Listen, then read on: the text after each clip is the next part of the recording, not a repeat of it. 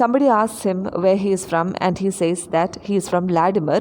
His name is Makar, and some people also call him Semyonich.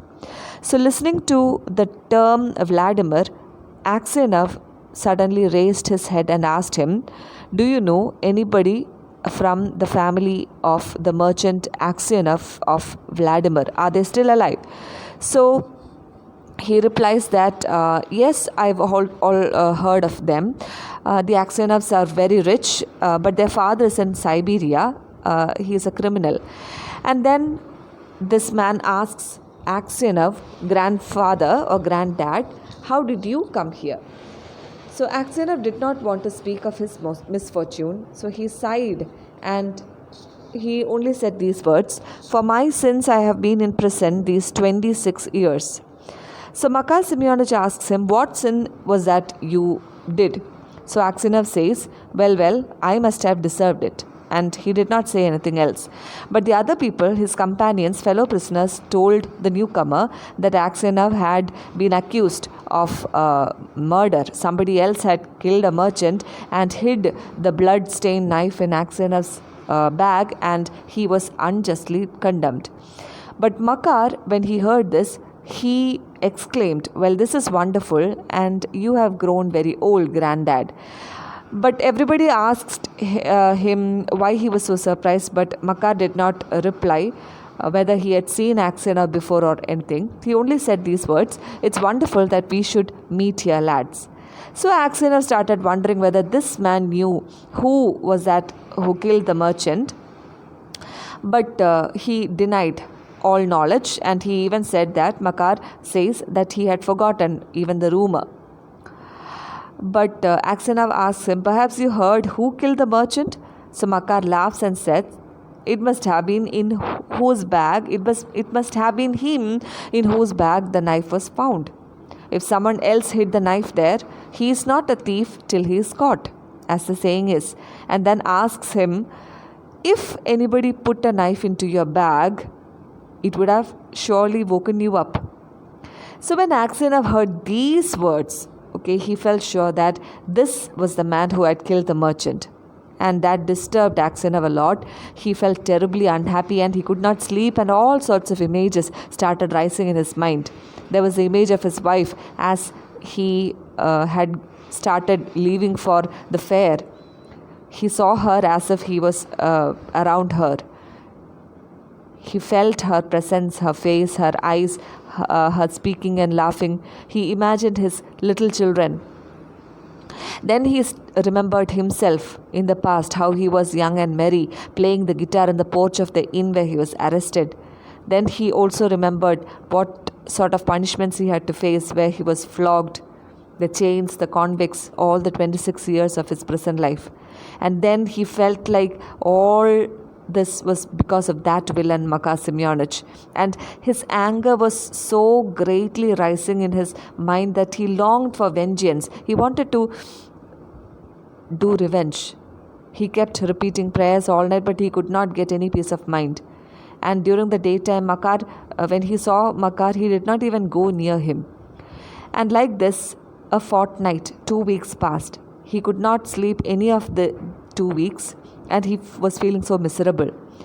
And one night, as he was walking sleeplessly in the prison, he noticed some mud and earth coming from one of the shelves, and he saw that Makar Semyonich was creeping outside from the shelf, and he was trying to find a way, making a tunnel to escape from the prison.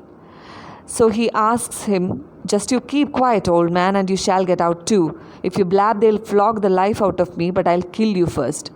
So Aksionov trembled with anger, and he started saying, "I have no wish to escape, and you have no need to kill me. You killed me long ago. As to telling of you, I may do, since you killed me a long time ago. I do not care what you do. And whatever I may do, whether I am talking about you or whether I am going to inform the authorities about you, I will do as God shall direct me." So the next day, all the convicts were led out to work, and the crime was caught by the prisoners. The tunnel was found. The governor of the prison came and questioned everybody, and they all denied any knowledge of it, including Makar. And those who knew would not betray Makar because he would be flogged to death. At last, the governor asked Aksionov, because Aksionov he knew to be a just man, and said, "You are a truthful old man. Tell me before God who dug the hole." So Makar said, stood around as if he was not concerned, and look at Aksionov's mannerisms. He started trembling, his lips and hands trembled, and for a long time he was not able to utter anything. Then he thinks, why should I care for somebody who ruined my life? Let him pay for what I have suffered. I got a lot of floggings, so let them flog the life out of him. Okay, but then he kept quiet. So the governor repeatedly asked the old man, tell us the truth. Who has been digging under the wall? I'm sure you know that. So Makar was there and Aksionov glanced at him but said, I cannot say, Your Honor. I can't say who did it. It is not God's will that I should tell. Do what you like with me. I am in your hands. So the governor tried a lot to ask Aksionov who was the culprit, but Aksionov denied. He couldn't say the answer. So that night, the matter had to be left at there. And that night, Aksionov was lying on his bed and he was just beginning to sleep. And at that time, somebody came near him and sat on the bed. And through the darkness, he recognized it to be Makar Semyonich. So he asked him, what more do you want of me? Why have you come here? Go away. So Makar bent close over Aksionov and asked him, Ivan Dmitrich, forgive me. Aksionov, shocked, asked, what for? So he replies, it was I who killed the merchant and hid the knife among your things. I meant to kill you too, but I heard a noise outside, so I hid the knife in your bag and escaped out of the window. There was a deep silence in the mind of Aksionov, and he did not know what to say. Makar knelt upon the ground. Ivan Dmitrich, forgive me. For the love of God, forgive me. I will confess that it was I who killed the merchant, and so you could be released and could go to your home. So Aksionov says, it is so easy and simple for you to talk this nonsense, because I have suffered in your place all these 26 years. Where would I go? My wife must be dead now. My children must have forgotten me. I have nowhere to go. The whole prime time of my life has been lost. Why should I care? So Makar did not rise. He started beating his head on the floor. Ivan Dmitrich, forgive me. When they flogged me with the knout, it was not so hard to bear as it is to see you now. Yet you had pity on me and did not tell. Ivan Dmitrich, you were so kind enough not to disclose my name. For Christ's sake, forgive me, wretch that I am. I am a wretched man. Please forgive me for Christ's sake. And he started sobbing. So, hearing him sobbing, even Aksionov started to weep. And then he spoke these words of wisdom. God will forgive you. Maybe I am 100 times worse than you. But after speaking these words, Aksionov felt that his heart grew light and he did not feel like going home anymore.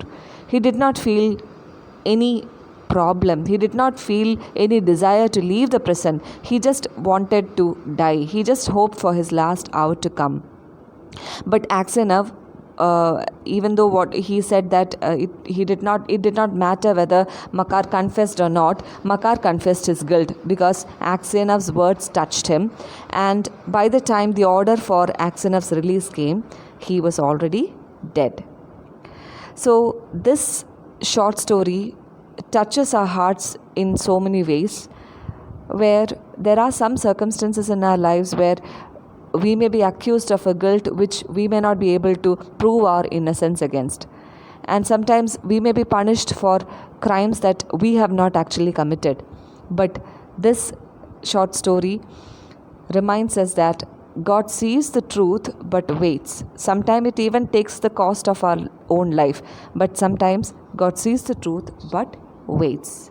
The beauty of confession, the beauty of forgiveness, the wonders that forgiving can bring to the transformation of the mind of a criminal, all this can be seen, depicted beautifully in this wonderful little short story. Thank you.